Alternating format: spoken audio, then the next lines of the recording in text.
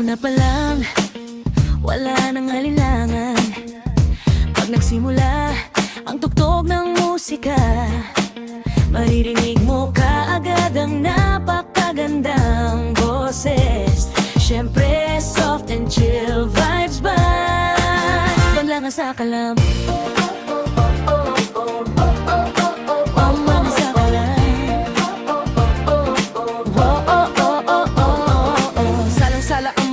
at yan ay effort ng mga namumuno na may pagmamalasakit, may disiplina at pagmamahalan ng bawat isang miyembro. Wala nang tatalo pa sa tawanan at kasiyahan.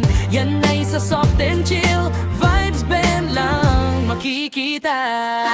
Kahit anong problema, pansamantalang nawawala. Habang hawak ang mic at sabay-sabay kumakanta. Mga nangiti sa mukha,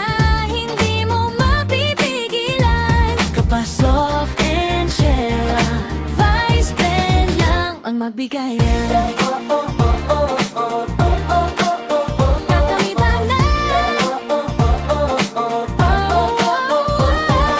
soft and chill vibes band. Parang nandinaya naman, mapaslow, jam o sayawan, lahat gusto magdamagan. Kapag kami na ang tugtugan, walang gustong sa bawat kanta, pusong masaya ang dala.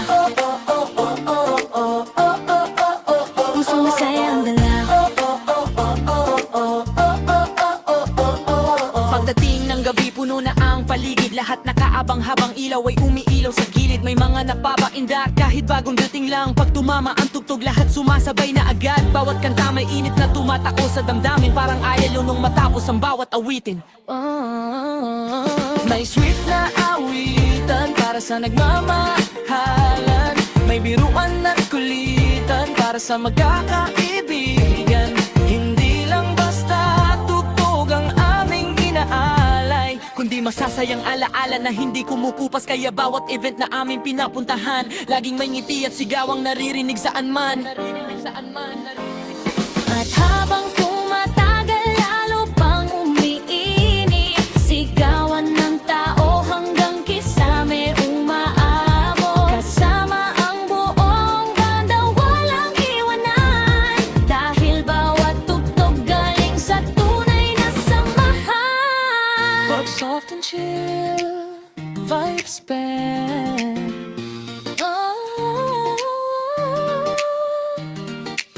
pag soft and chill vibes band, laging tunay ang dating. Simpleng musika lang pero punong-puno ng lambing.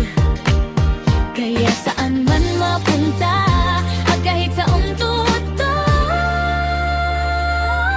soft and chill vibes band, that's why rin ang hinahanap ng lahat. Soft and chill vibes band, soft and chill vibes band. Sa bawat nota at bawat tugtugan, hatid namin saya hanggang sa katapusan. Hindi lang banda kundi pamilyang maasahan. Soft and chill, soft and chill. Sa bawat nota at bawat tugtugan, hatid namin saya hanggang sa katapusan. Hindi lang banda kundi pamilyang maasahan. Soft and chill, band para sa inyong kasiyahan.